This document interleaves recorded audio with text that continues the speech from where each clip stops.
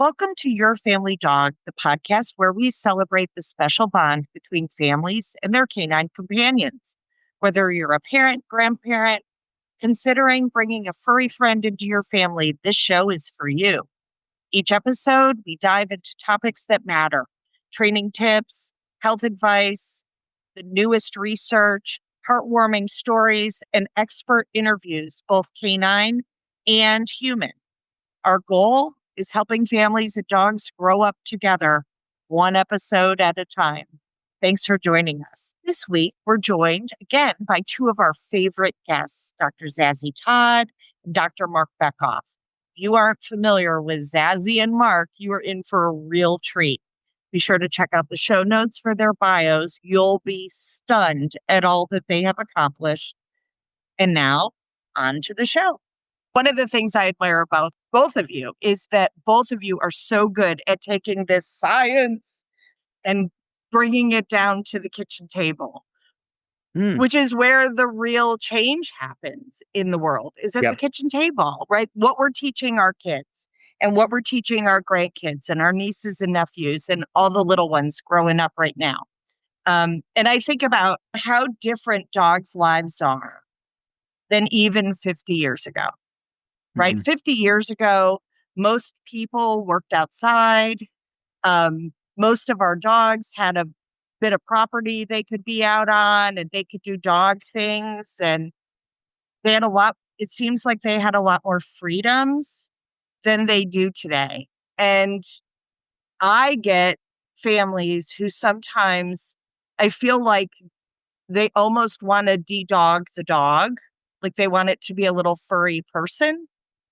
And while I think there's a ton we have in common and that really can bless all sorts of animals, not just dogs, so it can be a mess too. So what do you think about that? So I think what you just said is really interesting. So I'm not sure I when I was a kid, which was long before you all were kids, and my grandparents, they were my grandparents, but all my grandparents were Russian immigrants, and they had a dog named Teddy. And my memory, my memory is still here, thank goodness. But I just remember Teddy had a great life.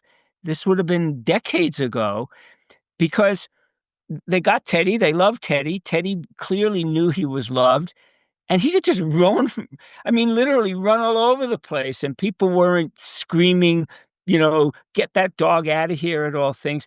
But the reason I mention that, and it's a good starting point, and I'd like to hear what Zazzy says from more training point of view.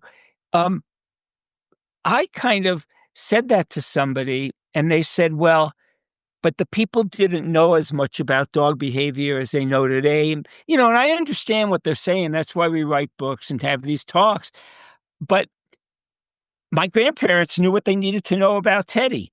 He didn't get run over by cars in Brooklyn, New York. No, I'm serious. And I love this start because I had never really thought about, and it's hard to say what was better or worse 50, 60 years ago than today.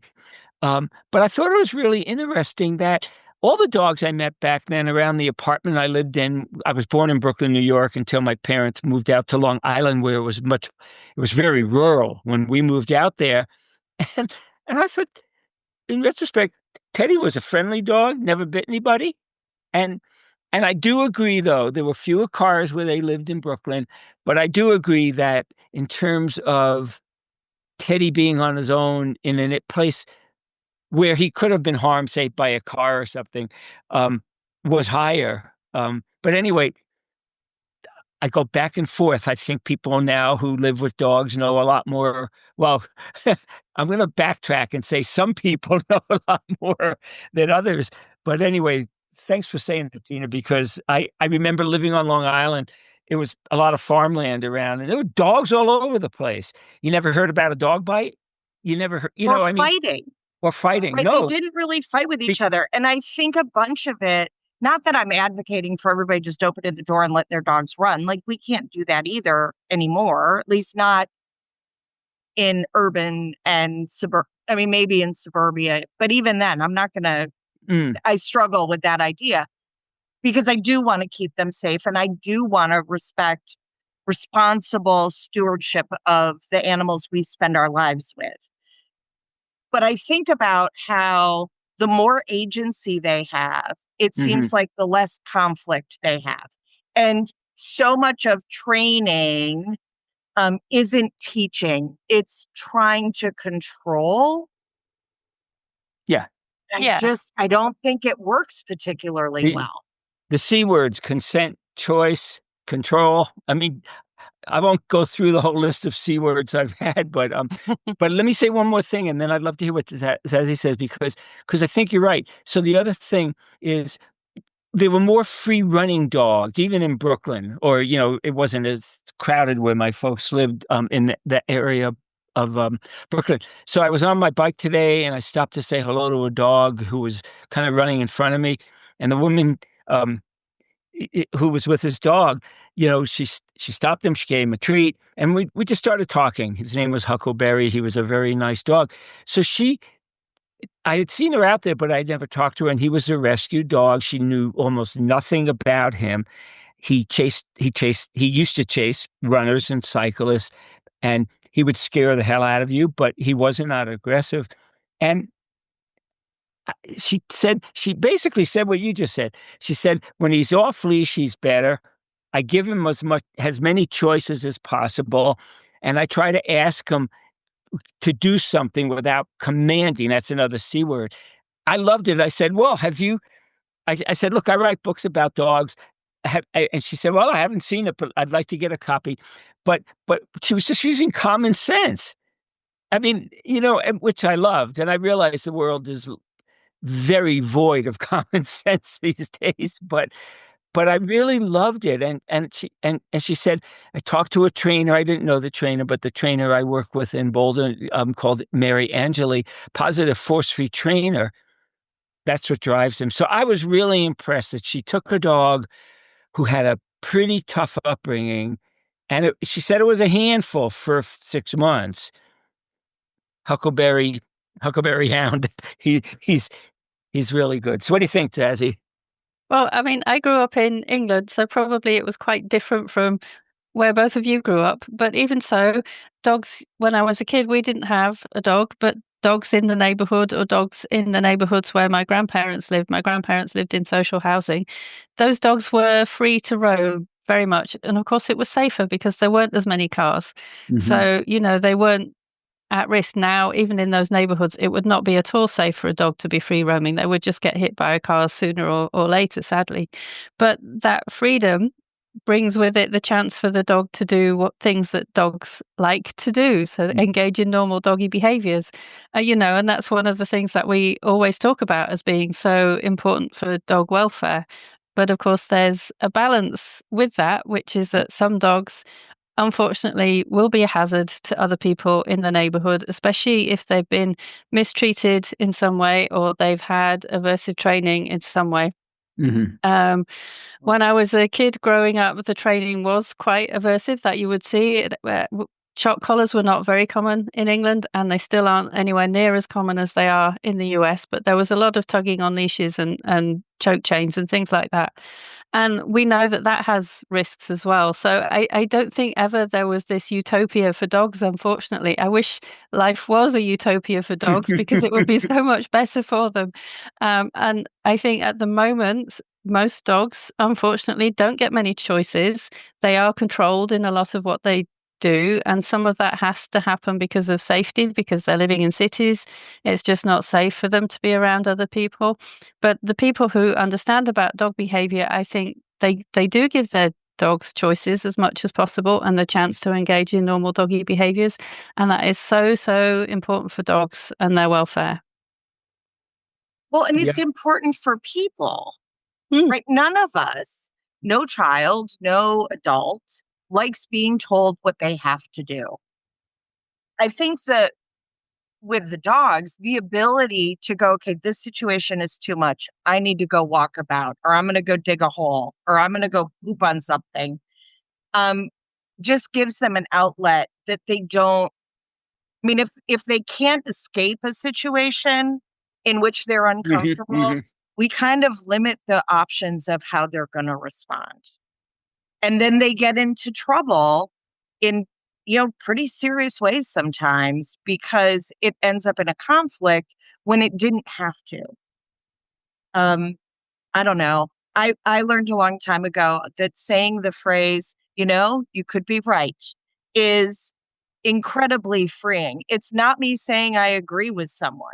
I might not, but they could be right. And I don't necessarily have to argue. And I think dogs are not often given the opportunity to go, you know what, I'm just going to go lay on the bed. And I think just something as simple as that is watching our dogs, for example, with our children and saying, okay, the kids are amped up. It's summer break. They just got back from camp all day. The kids are exhausted. They're super loud. Everyone's hard of listening. It's hot. And watching the family dog and going, would you like to just go lay on my bed for the next hour and Well, I have think, some peace by yourself is huge.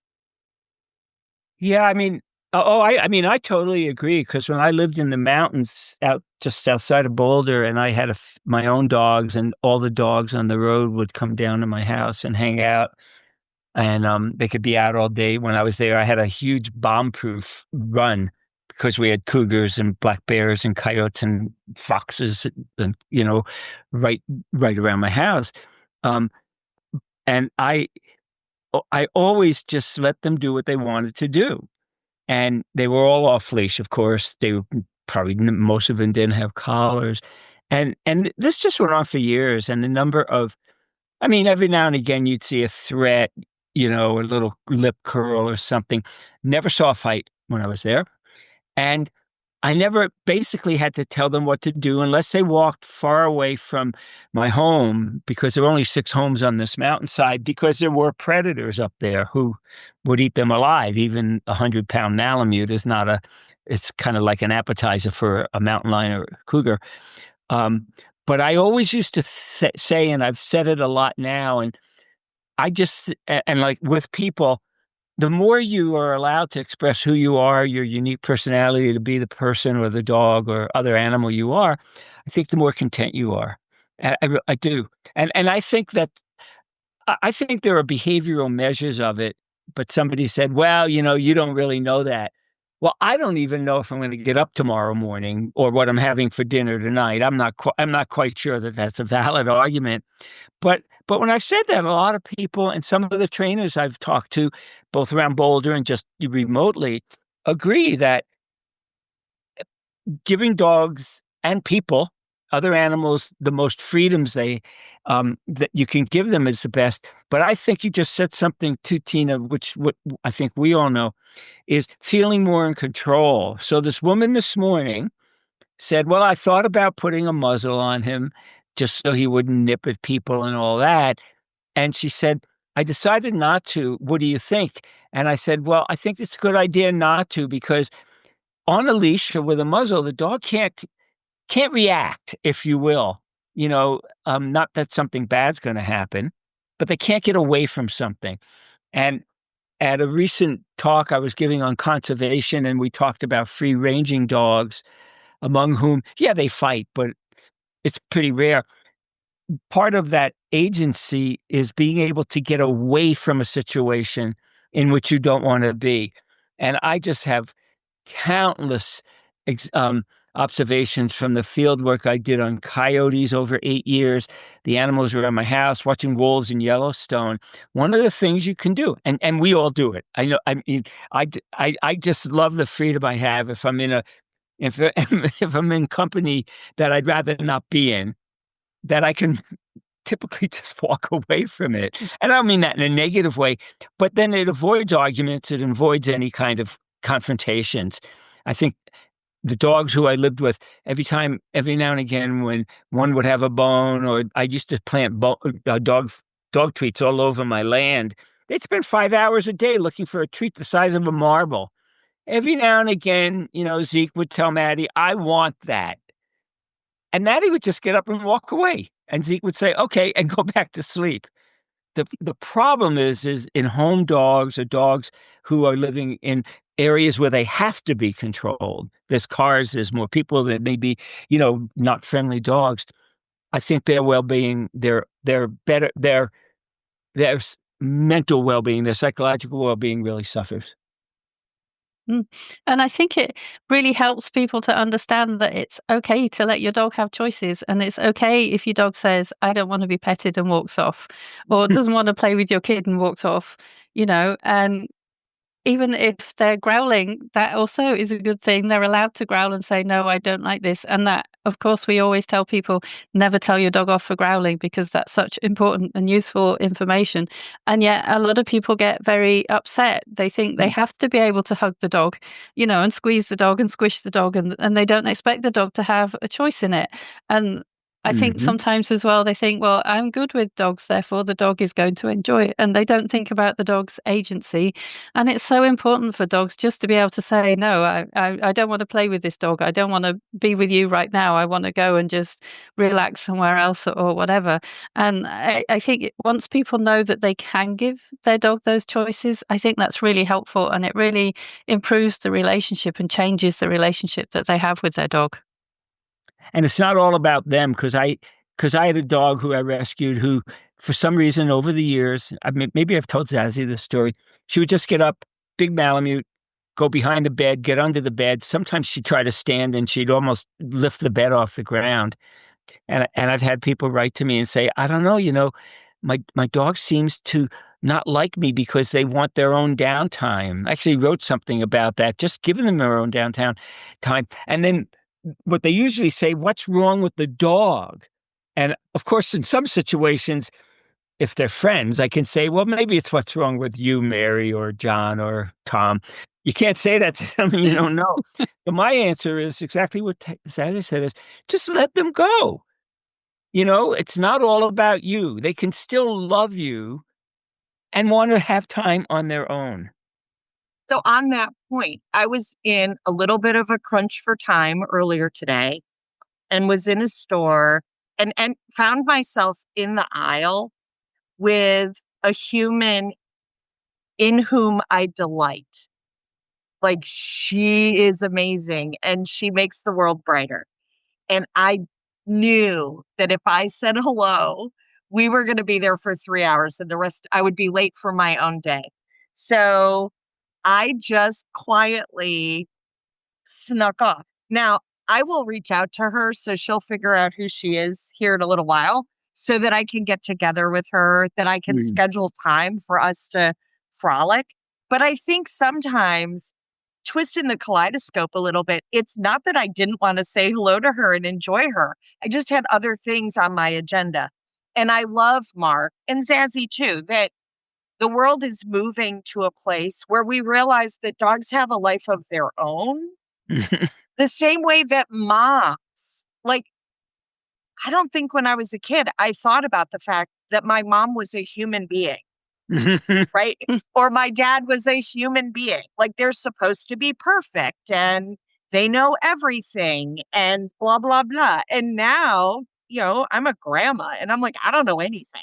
Like, every time I learn something new, something good falls out of the other ear. So it's, I love that the world is changing in a way where we can say, like a mom can say, okay, y'all, I just need like half an hour Yeah. to go for a walk by myself or mow the grass and listen to a podcast or go take a mommy time out in the bedroom. Could you just make me not have to come out? Like, can I just have, and I love that that's translating to really us showing children that moms and dads, our dogs, our horses, our cats have independent lives separate from them. Mm-hmm. Yeah. And that's healthy and good. Yeah. Doesn't mean they don't love you if they're sniffing where the bunny was yesterday. Like, you don't know that, but they know that. My dogs are like, no, we're busy. There was a bunny. And I'm like, okay, get all the info. Like, let me know about it later. I remember because I was just kind of a normal teenage boy sandwiched between two sisters. And we all got along and we all get along literally today. But I remember And it's interesting that you said that, because I used it once years ago, but I never thought about it again until now. That I remember I must have said something, or I probably just said something. And my dad, three of us were in the car. My sisters weren't there. And when we got home, my dad said, you really hurt your mom's feelings. And I mean, of course I knew that she had, you know what I mean? I mean, that she had feelings, that she had her ups and downs. I told my dad that for decades. I said, when you said that, I realized that I have feelings. Sometimes I'm happy, sometimes I'm sad, sometimes I'm just pissed off. And so does my mother. That was really a turning point. And later in life, when my mom was really ill and just was going down really pretty rapidly physically and cognitively, I apologized to her when she was still there, if you will. And she just smiled and she basically said, "Oh, yeah, you were just a teenager." But I said, "I just want you to know 40 years or 50 later that I'm sorry if I hurt your feelings." But the reason I'm relating that is one of the situations we have now in Colorado. We've got these reintroduced wolves, some from British Columbia, some from Oregon. The most important paper I wrote against the killing of the wolves and the harming of the wolves, would you do it to your dog? I mean, seriously, a lot of people would read some of the other stuff and go, the ethics say don't kill the dog. The science, the wolves, the science says, but really, the one that was the most impactful was, would you do it to your dog? And I got emails from people not necessarily agreeing about the wolves, but saying, I never really thought about wolves having emotions. And these are not dumb people. These are people who they love their dog. And I said, then you should love the wolf. So anyway, I like. Well, and I sometimes, in advocating for a dog, say, would you do this to your child? Yeah. Yes. Like if a child wasn't paying attention, would we put a shock collar on them? Yep. Would you scream at them? Would you put a rope around their neck? And the problem is, I don't know them as friends, but I've seen a few people who, if I said, would you put would you put a rope around your neck and drag your child when you said come? They might say yes. And so I decided that I know they're not friends, believe me, Bazzy, but I agree with you, Tina. I think these comparisons are really important. We're all sensitive. Well, and I just think it allows all of us to translate for the world, right? And the two of you have been very instrumental in deepening my understanding, and I'm so grateful. It's such a huge blessing. Now, does it bring with it me wrestling with ideas that maybe I thought I had settled long ago, that I'm like, oh, I have to really think about this again? Yes, but I think that that's good. I think it's just part of the development of the human to have the ability to continue doing that. And it's interesting. One of my dogs, who's a feral dog from Turks and Caicos, had a very, very serious medical situation a few years ago. And he's a very shy, fearful, loves his people, loves the people he loves, but is really pretty skeptical of a lot of things. And he came out of that brave, like impressively brave. Will approach strangers and go, "Hi, I'm Marco." And I'm like, "Where did you come from?" Well, he survived something life-changing. Yep. And it was a little stunning to go, oh, okay. So you're braver because you made it through this life-threatening situation, which was pretty surprising. Like, I don't know. I guess I had just never thought of it. So, Mark, you've been a proponent, and Zazie too, of compassionate conservation and compassionate training. What does compassion look like in a practical, everyday dog training situation scenario? I'll let Zazie go on. You let Zazie jump into that? In all honesty, I often, when I say I conflate, but this is good that you asked, compassion and empathy. I mean, I know they're not explicit synonyms, but I sometimes use them Right. now. But I They're somewhat let's hear similar. from someone who trains. Yeah, and I think with dogs, it means recognizing that they're sentient beings Yeah. and therefore training them with kindness. So Mhm. giving them choices, teaching people that they can have choices, never, ever, ever using aversive methods like shock and prong collars or yelling at the dog or alpha rolls or whatever, never using any of those because we know they're ethically not very good, not good for dogs. So many risks that come from those. So teaching your dog kindly, and most of the time that means using treats to reward them for behaviors that you want to see more of. But it also means paying attention to your dog and noticing if your dog's a bit uncomfortable or scared and thinking, okay, now I need to step in to do something about this, whether it's to improve the situation, like move your dog away from something they're frightened of, or develop a training plan to work on that for the future or something like that. So I think it's putting your dog's welfare first and thinking about, what does your dog need from a behavioral perspective, and what do they need to know in order to be able to be happy in our society, because they do have to live by some of our rules, and we can teach them all of those things very kindly, basically. I'm sure I Mark's got think a of lot it to add. like No, I no, wish I could almost change my training company's name from, I just don't think anybody would understand that, from instead of dog training and behavior, that it would be dog teaching and behavior. well, I I use the word teaching a lot and educating a lot, and I think people understand it. But what I love is and like I said, I'm none of those. I'm not a dog trainer, educator, or you know, teacher. But I think it develops a conversation about why do you use those terms, because in something I wrote, oh, I know what it was. It was in this paper about using what we know about dog training to coexist with wolves. Mary Angeli and I wrote it, and I had some really interesting, comments, because in that there was a sentence or two that said, oh, "Okay, well, people don't like to think about being trained because of the negative connotations."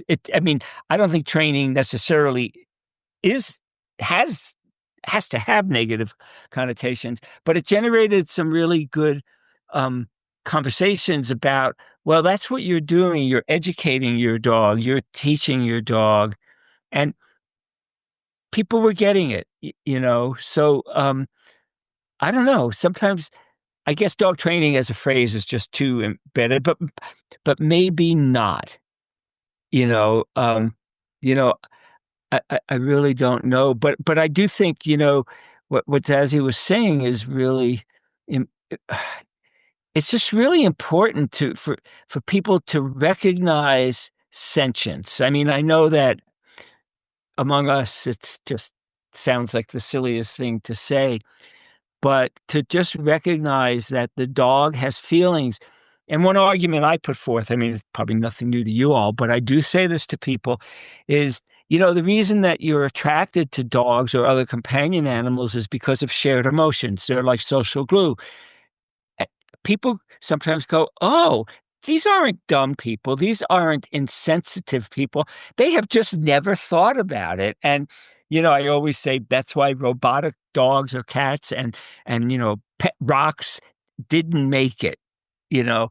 But what it gets them to do is think about the feelings that their dogs are experiencing in different contexts.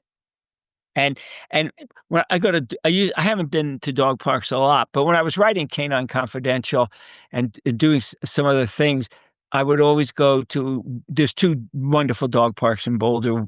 And one is just very close to my house, and people would wonder why I was there without a dog. And I'm sure some people wondered if I was some kind of weirdo. And but I would watch people and I'd listen to them. And sometimes, a lot of the people who went knew what I did and would ask me questions. But I loved the fact that very few people, even those who were a little too much of helicopter dog parents, would talk about their dog's feelings without, their emotional lives, their feelings, without even know they were doing it. I mean, and so I would say, well, you're really just saying that your dog is a sentient being. And, maybe it's more common today to see that term, but a lot of people did not know what it meant. They knew the word emotions, they knew the word feelings. And I think that the teaching, educating part, those words imply sentience more than training. Because I mean, I agree. You can try to educate people, or teach them using aversive methods, but the My word, parents believed in it. what's that? My parents But believed in it. right, but the word training just seems to it just seems to a lot of people I talk to, once again, ideal to Zazie and that, it's more of a control. You're training something out of them, not training something into them. I'm not being clear, but I think the teaching and the words education blend into sentience more. I don't know. I just, No, Well, I and would I agree mean, completely. Yeah, I think so. Training is more about learning to do a specific thing that you've been told to do, yeah.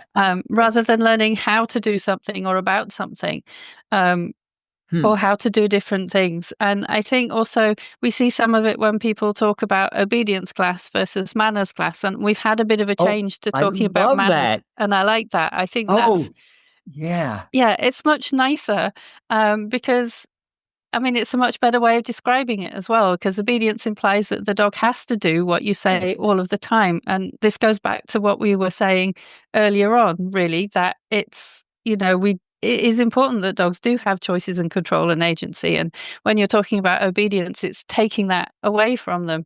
And the thing about children and aversive methods, I think that is a really interesting comparison. Often you can have really interesting discussions with people about dogs, and you say, well, we don't use aversive methods with kids anymore because we have decades of research about the harms that it can do. And a lot of people can somehow understand that better than when they're thinking about their dog and wanting to use, Hmm. or you're trying well, to teach them not to use a shock collar with their dog.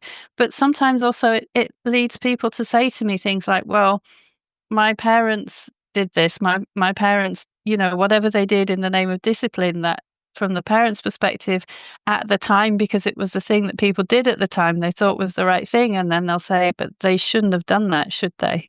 And that can actually lead to some quite Oh, profound conversations, I think, sometimes. I love that. I was talking to Mary this week about something that she was interested in writing. I was just looking at some notes I took, but it wasn't the word manners, but I love that, that distinction be, using the word manners rather than obedience. It, re- it, it really changes the name of the game, or it well, and should. cues instead of commands, Yeah. Mm. Yeah. Exactly. right? Okay. And Kay Lawrence was the first one who taught me that. Like, we cue a behavior, we don't command a behavior, right? Another So, Yeah. keyword. That's and, great. and also, I mean, okay, so most of our parents at some point lost their nut, right? And probably were harder on their children than they intended to be. And most of us basically end up okay, right? The same thing is true with our dogs. Like, do I occasionally go, what are you thinking? Like, the rules, like, because we all have a weird day, a headache, I don't know. But we end up making it through. I think the goal is always that we're screwing it up a little bit better, right? So when someone says to me, well, when I was a kid, my parents, blah, blah, blah, I'm like, right, but didn't that inform how you interact with the world today? And did you choose what your parent chose, or did you choose something different? Because you understood, being on the receiving end of it, hey, this really isn't the best way to handle this. I mean, I think most kids, most adults will talk to me about a time their parent like came down on them like a ton of bricks about something that they didn't even do. It was just a misunderstanding. Mhm. Like, the motive and why something happened and kind of how it unfolded was different than what the authority figure, if we were going to think of it that way, decided happened. and there were big consequences and it was a misunderstanding. And how did that make you feel? Well, that might be how your dog feels when they're just acting out the kind of enrichment they crave Hmm. in a way that maybe isn't so palatable to a busy mom and dad. Yeah. I think I have to interject at this point and explain that I had a hippie upbringing. So I had a very different upbringing than other people I of did my too. age, and I had a lot I of did freedom. not. I did not experience much authority except at school, which I absolutely hated. But I think that hippie upbringing was very beneficial, and it definitely is more in line with like if I was a dog, it would be like a reward-based dog training approach. You know, there wasn't discipline like that in my life as a child, which I'm very, very grateful for, because I know people and occasionally had issues with teachers at school where they did have like corporal punishment, or and we know that that's very bad for kids and has bad outcomes, which in some cases can persist throughout their whole lives as well. So Oh, it's it like it. changes you. Yeah, I mean, yeah. I'm It's I'm it's I'm in my mid-50s, and if someone starts to get, even if they're getting animated about a situation that made them angry, I just turn into a church mouse. Like, I feel all of that. It's not safe, because I had some experience with that as a Mm. child. And it did make me a different kind of parent. I was a parent who would go, you know what? Mom needs a timeout because I'm having some big feelings about all of this. And maybe I wasn't perfect at it, um, but I was pretty good. I did better than was done to me. And again, I'm not judging my parents. They did the best that they knew how to do. And Mhm. theirs was probably an improvement over how they were raised, but Yeah. I love that we get to screw it up better. Well, no, I hadn't thought about it because I could think of a lot more resistance that people would give to, would you do it to your child versus would you do it to your dog? But what I like about would you do it to your child is it just to me it stresses how vulnerable young kids and non-humans are. How, yeah, because you know you could you could lock a dog in a closet that you come home and they wag their tail and they bark and they love you. And well, do Yes. they really love you? We don't really know. But I like the that it emphasizes the vulnerability, because I think a lot of right-minded people, I mean some people I know, just don't realize how much control they have over their, I'm going to say dog, it could be a cat or other companion animal, how Right. A much horse. control they have. I one over the course of a couple of weeks, maybe months, at the dog park I would go to, I did this. I used to do all these citizen science studies with all the people there. They loved it. They'd take data, they'd film things with their iPhones and they'd send me the films. But I did this thing about helicopter parenting, and of about 300 instances, about 85% were people telling their dogs, no, stop, something negative. Not this, and frequently I couldn't control for it, and since other people were looking at it, the tone of their voice or their body language, but only about say 5% of the time did a person who we saw just say good dog.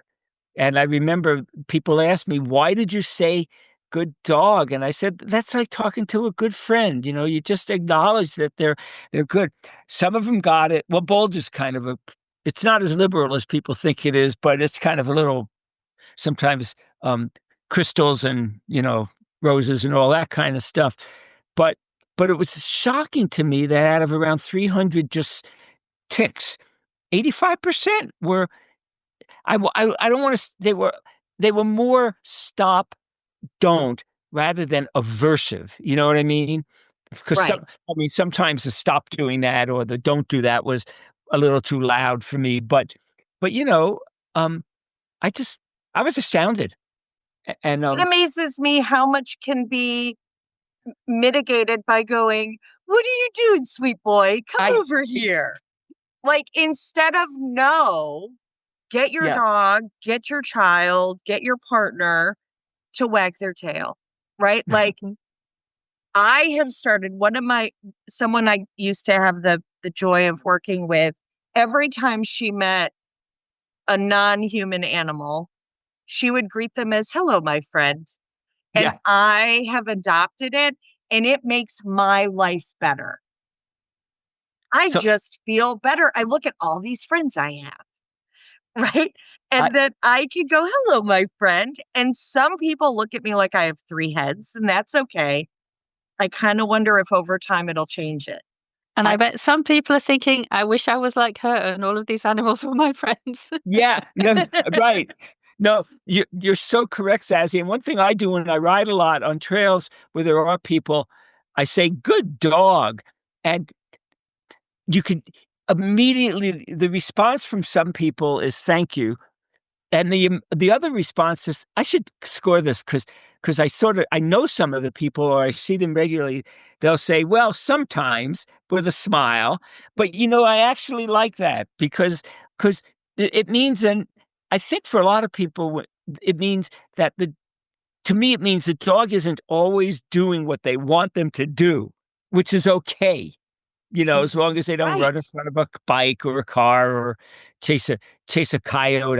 I saw a dog not too long ago, just north of Boulder, chasing a coyote, and the woman was kind of, oh, I guess he's chasing the coyote. What do you think? And I said, can you call him back? Because if the coyote meets the dog, you won't have a dog. I hate to say it that way. Um, but I love this conversation because sometimes I just used to look at my dogs, but sometimes, when I'm riding and I stop to say hello to all the dogs, they're doing something, I'll just say, why are you doing that? I mean, I and think they do that to us too. They're like, why oh, are you I'm sure the bubble above I'm not a right? cartoonist, but if I had a resident cartoonist, I was often thinking to do something like that. They're going, "Why are you doing? What in the world are you thinking?" um, So but I always tell people, yeah, I think I really, my goal is that when my dogs meet other dogs, that they go, I have the weirdest mom ever. oh, Because I'll do the get on the ground and give them a play bow. I'll do the bend over, look from their perspective, mhm, or really just try to see the world through their lens a little mhm, bit and go, well, what are we doing? Like simple stuff. Like people are like, well, you can't give the dog complete agency. I'm like, of course not. I don't want him to get hit by a bus, right? yeah, Um, but when I get to the end of the driveway, I can ask the dog whether they want to go left or right, I, or which side of the road they want to walk on, or are you ready to go home? Like, what if you want to spend your 30-minute walk laying in the sunshine across the street and rolling around in the grass? Like, I should be okay with that. It's their walk. Yeah. So oh, we all can give our dogs a little bit more agency pretty easily if we just look for tiny opportunities on how to do it. well, I mean, around Boulder, and I wouldn't say they're notoriously known for it, although I know a lot of vets. It's a pretty outdoor, active town, and they see a lot of young dogs whose legs are not developing well because they're over exercised. They can't put the energy into development. They have pulled muscles. They have worn out foot pads. Um, but what I used to do in the mountains because I could just open my door to my house. I had an external office, especially as my dogs got older, because they were very active their lives, and all the other dogs who came down just opened the door, and it was Jethro, just my last dog I really lived closely with. As he got older, some days he'd walk out the door, and he knew he had an hour. I'm not saying he had an iPhone, and he knew that we were going to take a long walk. Sometimes to go to Boulder, I'd get a coffee and I'd buy him a donut or something like that, and he would love it. And he'd walk home. It was 8 miles round trip, and he would sleep the rest of the day. I mean, it was simple, but the reason I'm telling you the story is because I knew that as he got older, and it sounds dumb, is if I walked him 2 miles, I'd have to walk him home 2 miles. I mean, I couldn't carry a 90-pound dog. So I used to just let him out the door. And Mm. there was a direct correlation. As he got older, he had a neuroma on the spine, and a guy named Alan Schoen. Do you know his name? He's sort of the king of holistic medicine, and he lives on an island right off of BC, Zazie. Oh, right. Salt Spring Island. Oh, on Salt Spring Island. Yeah. Yeah. And so he's a really good friend of mine, and we used to talk. He'd visit Boulder. He had friends here. And, he said, although I didn't need him to tell me that, he asked, what does Jethro do as he's getting older? I said, well, when he was 10 years old or younger, he would go out the door, be up the driveway, turn and look for me, and we'd go on a long walk in the morning. But I could almost plot that as he got really older and he had this neuroma, and, Alan said it's inoperable. I'm sure some vets will want to operate on it. Don't. He's 13 or 14. If he survives it, he's going to be miserable. Jethro would go out the front door and lie down. And some people said, well, don't you just, get him to walk? I said, no. I said, he knows he's got his walk. I mean, and stuff. But so what you were just saying is, he had choice, because I know a lot of people who run their dogs, not necessarily to death, but sort of they do run their dogs to death. And people will say, well, I don't know why every morning I go out to do my 10K run or a hike, and sometimes, Mary doesn't want to go with me. What do you think? And I'll say, well, go without her. No, seriously.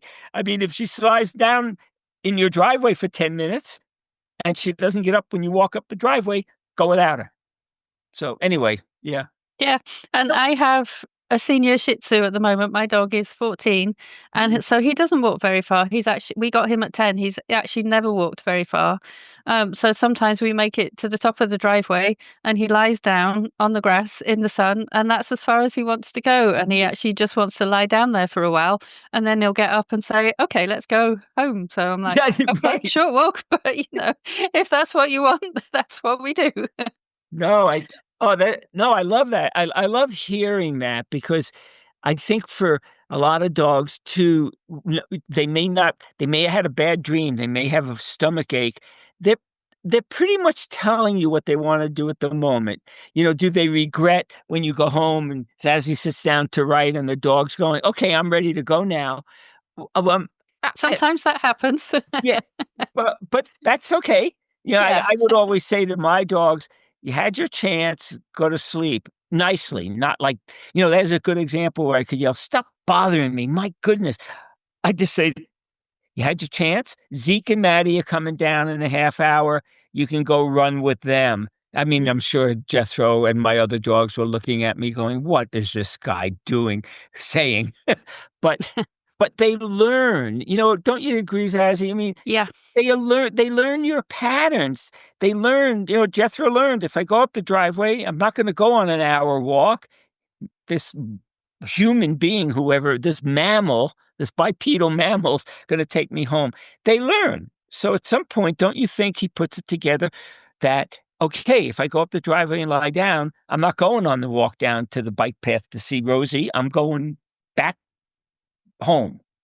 Yeah, but sometimes he lies in the sun for a bit and then he does want to go for a walk down the street, and then we do. And it just depends. And I mean, he does have pain issues. He does have medical issues. And we have a really amazing vet. But I'm sure from one day to the next, sometimes he's more energetic than others. So I think it's important for him to have those choices, basically. Totally. No, I'm glad to hear that, because some people say, well, you could nudge him and then if that's your time to go on a run, I'll go, it's his walk. Yeah. Sorry, but he's going to spend the rest of the day not locked up in an apartment, but he's going to spend the rest of the day hanging out and stuff. So it's his walk. Yeah, absolutely. So in our view, and for the three of us, what do you think the most common misconception the public or even dog trainers have about dog behavior? So many people still think that dogs' behavior should be under their control and things that they should do. So many people don't actually understand what dog behavior is, and they need to learn to understand that better. And then dogs will be happier and they would be happier too. But I think that's probably one of the biggest mistakes anyway. Go on, Mark. Well, I was just listening and I agree and trying to relate it. I think one of the misconceptions, and maybe it's related to that, is that dogs are unconditional lovers. They'll love me no matter what. After all, they're my best friend. Well, probably not, or maybe not. But I think you're right. In what you said, because I've heard people say, well, I had a really busy week. I didn't spend a lot of time with the dog. The dogs seem to be upset because they used to get a walk in the morning and lunch at night. What do you think? And I'll say, well, I think your dog is upset. I mean, don't sugarcoat it. Okay. I understand you're busy, but you could always do something. But I do think that, and I think it's due to just all I mean, it blows my mind how, and I don't know if Zazie gets it, but, it blows my mind how many people say, oh, you're just being too liberal with the dogs. And I'll go, well, I hardly think that that's the case. Students have studied feral dogs and they may have less helicoptering, but they still are controlled to some extent by humans, So I know and thank goodness I don't have to deal with people, who say, okay, well, teach me how to do the things I'm supposed to do. What would you pick, Tina? That's a very good question. What do I think? I think for me, most people don't assume competence. Ah, interesting. Right? Yep. My dog is uniquely positioned to understand being a dog more than I am, even with my education, even with, 30 plus years of experience working with them, even living my life in the company of dogs and just richly loving them. I think we can always watch and understand better. And so much of what I work with families is just straight up misunderstandings. Just the human lens is so different from the dog's lens that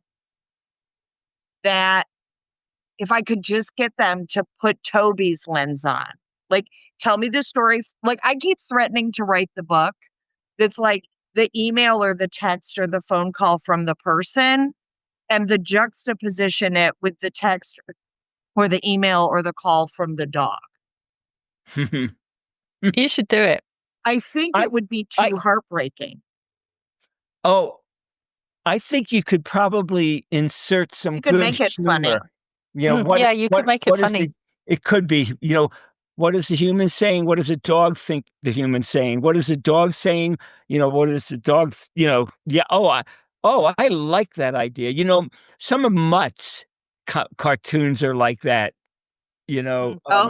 yeah. Well, I remember the Far Side one where it's... And the Far Side ones. Blah, blah, blah, blah, ginger, blah, blah, blah, ginger, blah, blah, blah, blah, ginger, right? Or my name, or the dog, I have this on my fridge, a magnet that says, my name is No Bad Dog. And I grew up like, hi, I'm Tina, I'm No Bad Kid, right? Like, that's who I am. I'm like, oh, I recognize that. And I don't think that's what my parents were trying to teach me. I don't. But it's kind of what I learned. And I think that happens to our dogs sometimes too. I'm not going to remember exactly what it was, but just a couple of weeks ago, a friend of mine was talking about a friend of hers who has a dog. The dog has a good life. They're not harming the dog. But she said something like, I think her dog thinks their name is No. Yeah. Yeah. Wow. You should. I mean, I just don't have the ability to do it, but I think that would be cool to sort of have. You want to write it with me? Human. I can't right now. I just and See how Zazie you are? Zazie would be a better candidate because of her training. I mean, a lot of the comment, a lot of the stories I get are just hanging out at a dog park and watching people who. No, and I honestly, I need to do more of that. Oh, I need to figure out how to get it. I would have to go to a different town, right? Because if not, I end up having to teach, and I'm like, and I love teaching, I do. So back to that brings me back to something I wanted to say about the training versus teaching. I think training versus teaching, the biggest difference I see is that teaching changes the learner and the teacher because the teacher's learning too. And I think sometimes training is more, I think a lot of times it's like, well, I'm going to give orders and that's what the dog's going to do. And I've told people I am not the person you want to work with because I'm not going to tell you that this is okay because it's not. Your dog has a rich internal life that should be honored and to a certain extent accepted the same as you do. I like that. I think it's more of a two-way street. Yeah. Yeah. And the training is one way. I think that's really important. Yeah, I do. I think that is important. Yeah, I think there's at least 2 books there for Zazie to write. Right? No, but I mean, like I have a whole list of books I should write. No, but I mean, before we go, what I really get out of conversations like this too, is, and I see it a lot in the conservation work I do in ethology, is just the words that are used. Obedience versus manners, teaching, educating versus training. I think they go a long way when people take time to explain why they're using certain words and the implications of the meanings of certain words. I do. And because most of the people I see at dog parks are just walking their dogs around Boulder, or when I lived in the mountains, they love their dogs. I feel their dogs have as good a life as they can. And I used to just try to explain to them the difference in terms of the words they used or their actions, if you will, quick actions. Yes, there were a few times with my dogs or my neighbors' dogs who were always freeloading off of me, and my neighbors loved that I would feed them. I would just have to say, don't do that. I just did. I mean, a bear runs through the yard. No, don't come, just more harsh than I would want to. I don't think that had 1 micron of negative effect on them. I think once again, and once again, I deal to y'all. I just think it's the repeated you talked about what a problem is. It's the repeated and almost unnoticed control that people are exerting by words, by actions. And I think they just don't realize it. And I think maybe, it's worthwhile pointing that out. I mean, I don't know. I mean, I didn't have quite a hippie upbringing, but my parents were they were very strict on things that were very important, and on other things, it was like, well, you'll see why we don't want you will learn why we don't want you to say or do that. And most of the time I did. But I do think the focus on words is just critical for people these days. Yeah. Well, and even simple stuff like registrations forms for my classes. It doesn't say owner. It says handler. Yeah. And I just recently thought about changing it to human partner. Ooh. I like that. Because really what we're doing is we're learning to dance with them. We're learning, like, does this dog have 2 left feet? Right now, I have a really interesting case. I have an young adolescent flat coat, a liver flat coat, which I had never seen before, who was born with congenital nystagmus. And it's fascinating learning how he sees the world, right? Because we don't know. Like, is he nauseated? When I had vertigo and had nystagmus, I was absolutely sick to my stomach. The more my eyes had nystagmus, the more I wanted to hurl. So when I see him interacting and playing with other dogs or playing by himself, if his nystagmus is a little more settled, he's like squishy. He's like a little sweet, sticky bun. And when his nystagmus is big, when you can see it from across the room, he's edgier. And so just being able to say to the other puppy parents and to his family that I don't think he's being bad. I think his world gets kind of wobbly and overwhelming. Yeah. And even if I'm wrong, right? If we assume he's getting edgy because he's a jerk, well, that's really different. I'm kind of in that first do no harm, right? Well, if we assume the dog is capable and is communicating to the world, the external world, what's reflected in his internal world, we kind of can't go wrong. But we can go wrong when we assume. Yeah. Like, I assume competence for the handlers that come into my class, that they're well-intentioned, they're kind, they want a great relationship with their dog, they want a great relationship with their kid. I assume that they're competent in all of those ways and that they're going to teach me too. I think what you're saying is really critical. I've heard from some vets where we've just talked about changes in behavior. And once again, I'm not a veterinarian, but a couple of them it was clear that one of the dogs was losing their hearing, and just very simple things. That's what happens, and the people aren't aware, that dogs can have bad nights of sleep. They can have bad dreams. And one of the most enlightening things, it could have been a decade or so ago when I was writing Canine Confidential, I remember this woman asked me, why did her dog just seem to snap into being a different dog, not a bad dog or a good dog?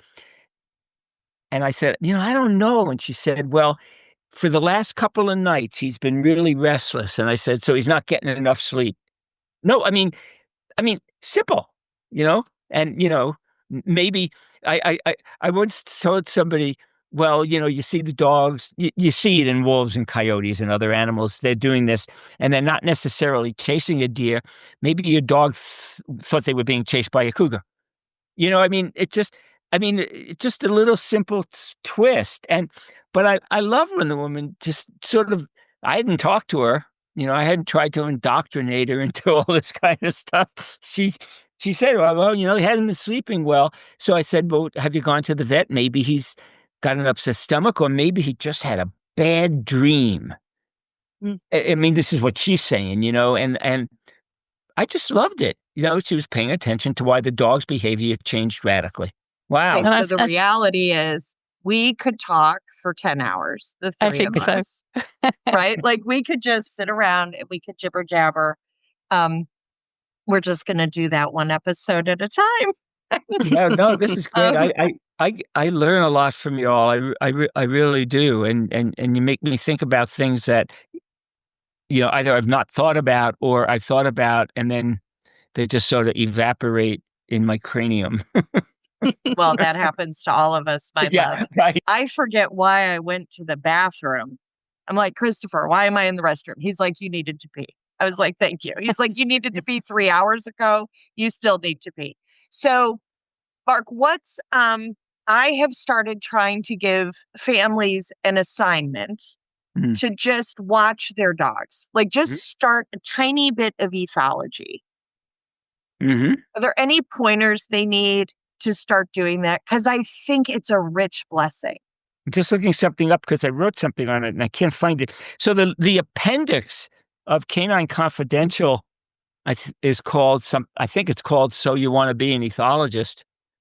And my editor at Chicago, Christy Henry, really, the idea just came to me after I was writing and writing it. And I just kept saying, oh God, maybe you're just saying the same thing over and over again. So yeah, I mean, I just say, watch your animal, come up with it. I explain what an ethogram is. It's just a list of behavior patterns, just describe them, no motivation, no intent, just chin rest, head shake, whatever you want to call it. But it became so much easier over a few years, well, probably 10 years, but before that, because everybody's got their iPhones. I just got a video from a woman, I don't know her, I think she lives in Ohio, and she said, I think my dog plays very roughly, but it looks okay to me. And so she sent me a video, and yeah, her dog was a rough player, but none of the other dogs cared, if you will. I said, right. Does the play break up? Do they avoid, your dog Samson, which is an interesting name for a dog, when he does a play bow? No. So I said, he's just a rough player. But what I told her, and I really believe this, I said, I'm not 100% right all the time, but I'm pretty good at predicting whether play that starts and gets into rough and tumble play. I'm fairly good at seeing or predicting whether it will turn into a real fight. Okay? No, I'm not perfect. And once I missed it at a dog park and some lady just ripped me apart. And I said, no, I just told you I'm not perfect. And if you, right. And I did, I said, if you feel, and I said it nicely because I'm a pretty nice guy usually. I said, if you felt that it was too rough for your dog, who I don't know, you should have gotten your dog out of there. I said, to me, it looked call just your dog. fine. So just make a list of behavior patterns, look at sequences. I mean, I got a rough notes from a woman in Boulder. I didn't know her, of her field. She calls it her field notes. I love it. But the appendix to Canine Confidential is I'll grab how to that. become an ethologist. Yeah, it's excellent. It's a really good appendix. It's a really good introduction to kind of paying attention to your dog and observing what they do and being a citizen scientist. It's really fantastic. Well, thank you. And, I'm just writing it down as we go, CC. I think I might have written up something for Psych Today on that because somebody asked me to, who didn't want to buy the book. I said, "Oh, just go buy the book." No, I'm only kidding. But no, I mean, and that's what engages people. And I've only had a few people say, "Oh, I just got my dog to have fun." And I said, "Well, that's the most important point." But right. I said, "I'm not telling you." But how do you know what's fun? Right. And exactly. You have to watch them. I'm telling you how to be an ethologist, but that's just what I said. So would you just make a list of behavior patterns that tell you that your dog is having fun and not having fun? And they loved it because it focused on their dog. And I wasn't being a scientist who's boring. It was more just go watch it. So really, I usually don't necessarily invite people to send me their videos, but I got to tell you, some of the videos I get, I just got one of a dog playing with a fox and a dog playing with a cat, and it blew my mind. I mean, I know dogs and cats will play. This was the roughest canine feline play I have ever seen in my life, and it was play. So that's what I would suggest. Just, become an ethologist. And yeah. I think there's a little bit of magic in video too, right? Watching it real time is much more difficult, I think, where if we video, we can slow it down and literally go frame by frame, which can also get you off in the weeds, right? Don't go there. People yell at me because they get wrapped up doing slow motion video, just watching it, maybe not analyses of their dogs, and they'll go, "I'm hooked on this. I missed a dinner. I told my friends I couldn't do out. I told my husband to go make dinner," because they do, though. It's their dog, and I say, slow it down and watch how they cock their head when they're in the air to deliver a bite to the butt or to the thing. Watch the play bows. Do the play bows differ? Do they differ among dogs who know one another versus not? I mean, this is like detailed research that I and other people have done. They love it.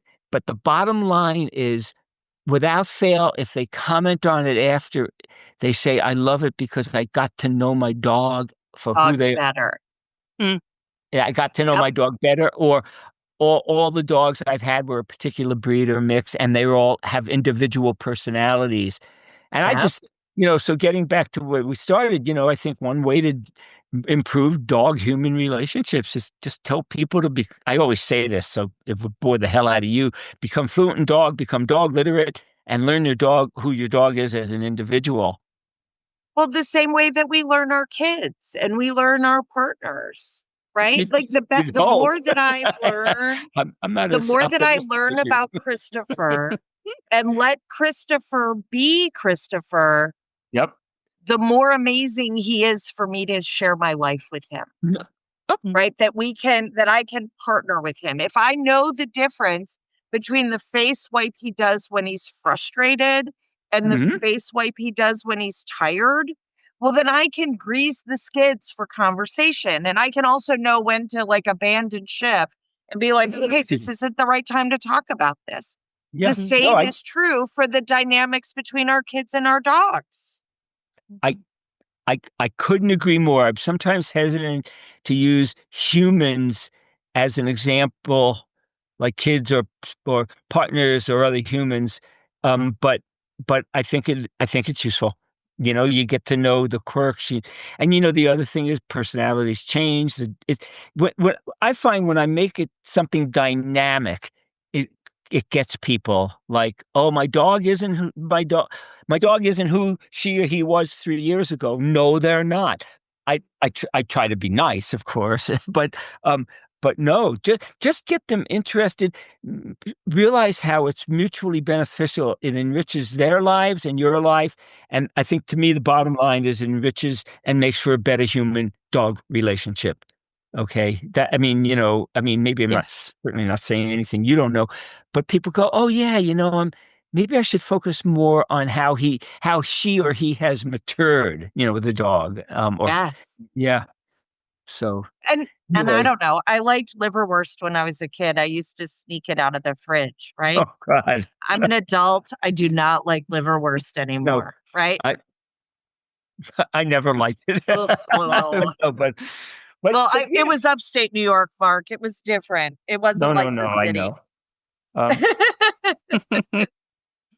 But thank you so much for joining us and loving us, both of you. I don't get to see enough of you, so I'm always grateful when we get to spend an hour or so together. And it's been a pleasure.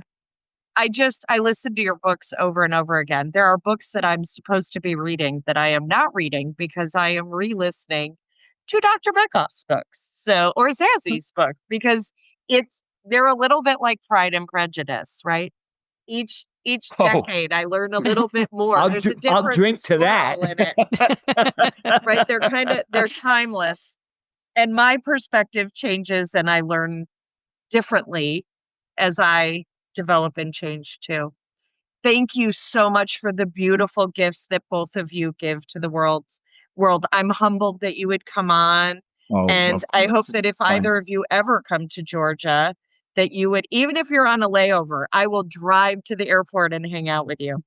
Anyway, I'm supposed to go do a congratulating drink in about 5 minutes with a friend down the block. So, but anyway, thank you. I love doing this. So let's do it again. Yeah, that would be fun. Love that. That would be great. Have a wonderful evening, guys. You too. Happy weekend to you all. Bye. Thank you. Happy weekend. Yeah. Bye. That's it for today's episode. Thank you so much for spending part of your precious day with us. If you enjoyed the show, be sure to follow, rate, subscribe so that you never miss an episode. We'd love to hear from you. Connect with us on social media or email us at yourfamilydogpodcast@gmail.com. We'll see you soon.